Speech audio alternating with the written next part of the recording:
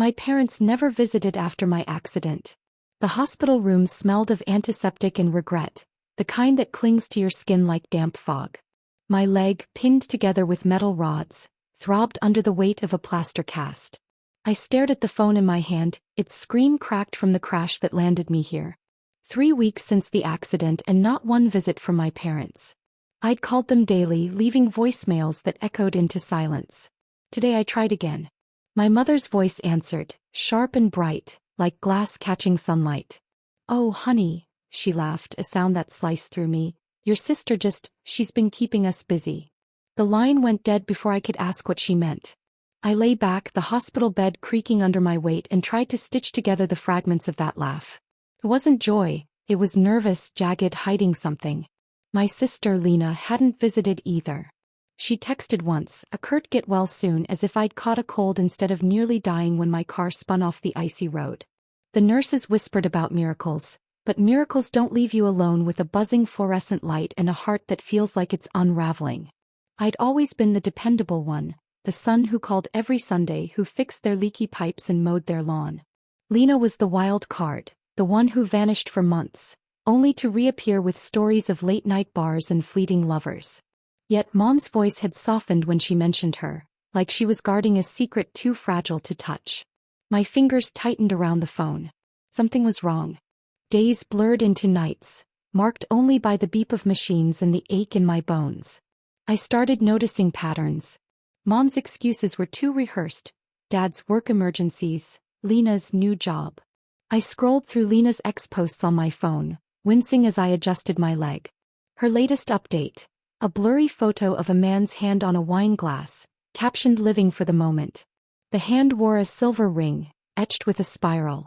My breath caught. Dad wore a ring like that. I told myself it was coincidence, but doubt coiled in my gut like smoke. I called Lena. She picked up on the 5th ring, her voice slurred with sleep or something else. "What's up, Matt?" she mumbled. "Why haven't you visited?" My voice was sharper than I meant, raw with weeks of isolation. "Been busy," she said, too quick. "You know how it is." "Do I?" I pressed. Mom laughed when I called. "Said you're keeping them busy. What's going on, Lena?" Silence stretched, thick and heavy. Then a muffled sound, a man's voice in the background, low and familiar. My stomach lurched. "Is that Dad?" I asked, my voice barely a whisper. She laughed, a brittle sound that mirrored Mom's. "You're paranoid. Get some rest." The call ended, but the man's voice lingered in my mind, a ghost I couldn't shake. The next day I hired a private investigator. Guilt gnawed at me, spying on my own family felt like betrayal, but the alternative was worse. Not knowing. The PI's report came 2 days later, a thin envelope slipped under my hospital door. My hands shook as I opened it. Photos spilled out. Lena and Dad too close at a dimly lit restaurant. His hand on her arm, her smile too intimate. The spiral ring glinted in every shot. A note confirmed the dates, nights when Mom claimed Dad was working late. My chest burned, not from the cracked ribs but from the truth clawing its way out. Lena, my sister, and Dad, my hero, the man who taught me to throw a baseball, were tangled in something unthinkable. I wanted to scream, to call Mom and demand answers, but what could I say? She'd laughed because she knew. She'd stayed silent to protect the lie. I stared at the photos, my vision blurring. Anger surged, then collapsed into grief. I saw Lena's childhood tantrums, Dad's proud grin at my graduation, Mom's tired eyes after long shifts. They weren't monsters, just people, flawed and broken, chasing something I'd never understand.